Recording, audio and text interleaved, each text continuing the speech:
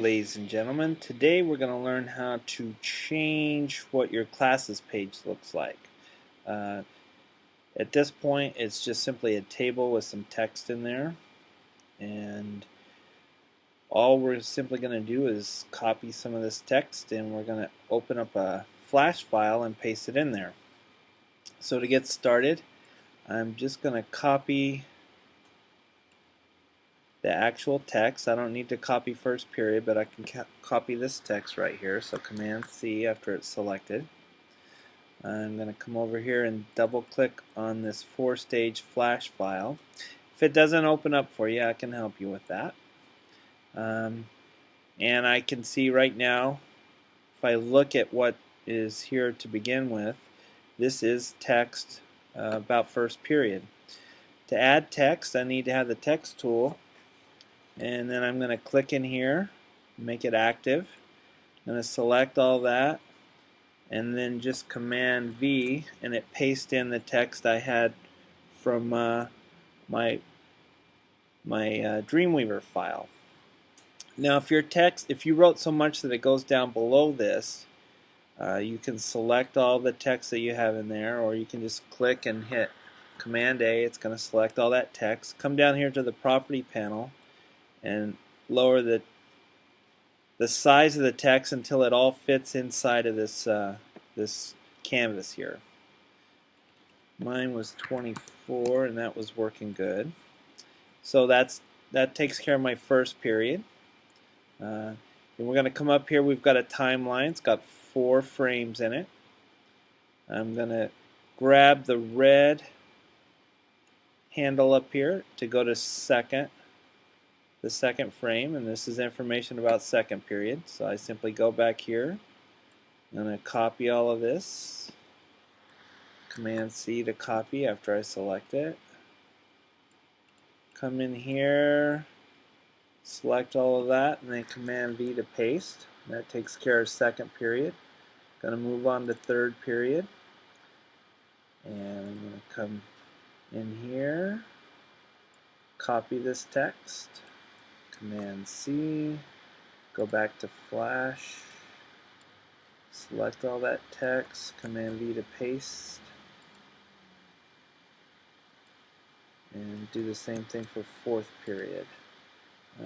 Grab the old handle and go over here and paste. That's misspelled. Let's correct that. Let's see. You can right-click in Flash and check spelling. Didn't like 2A. We're going to ignore all the 2A's. Ignore all of those. Okay, we're done.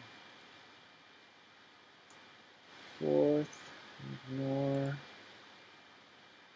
Doesn't like that stuff, does it? Uh-oh, I misspelled classes. Let's change that. All those done. Done. Gosh, had some errors in there. Anyway, so to check spelling in Flash, you just right-click, check spelling. It's pretty simple. Alrighty. Now, once we're done making changes, the next step is to export this. And to export, you simply hold down the Command key and hit Return, and it's going to export for you.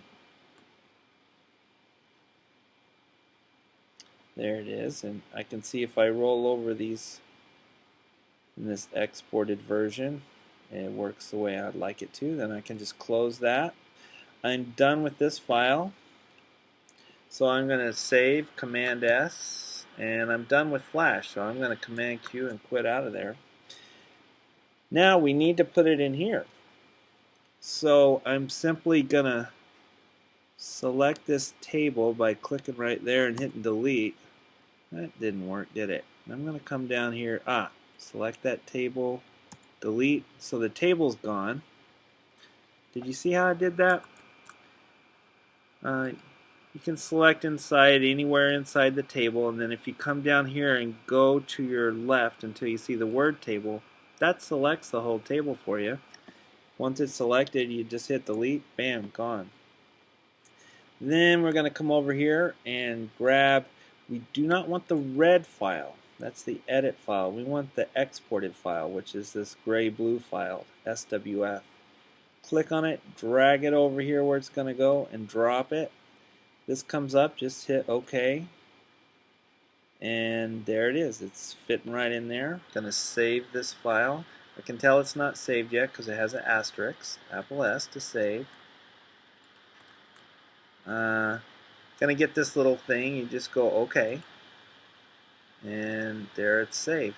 Then I can preview this in Safari. And now, instead of just a table, I've got this little Flash rollover. And these colors fit my file.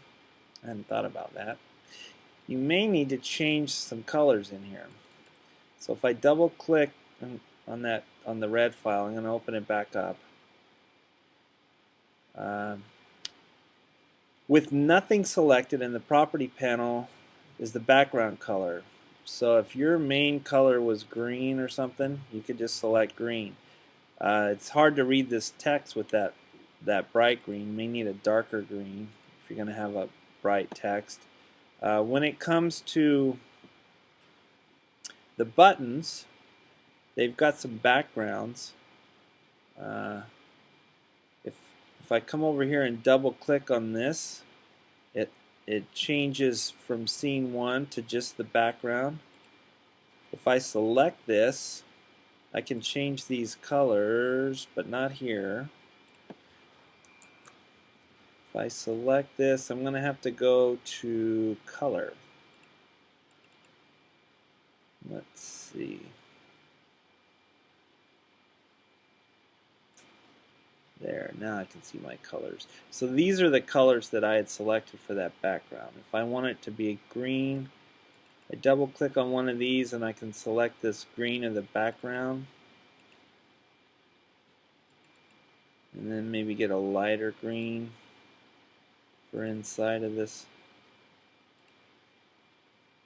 Let's get a darker green. There. So you have to double click on these little swatches to change them.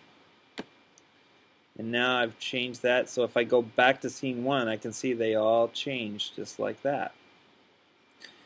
If I hit Apple Return, I can see what this is going to look like. So when I roll over them, it looks like that. Now if I wanted to change what this white area looks like, I believe that's this other background here. Nope, got that wrong. I'm not sure what that's for.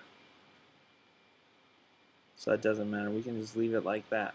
So those are the only two things you have to change. This first button background, and if you want to change the background of the whole movie. Then once you export it by Apple R, you can see that the changes already took place here. Okay? If you're confused about any of that, I'm going to change it back to what I had originally so you can just watch these steps again. Otherwise, that concludes this lesson.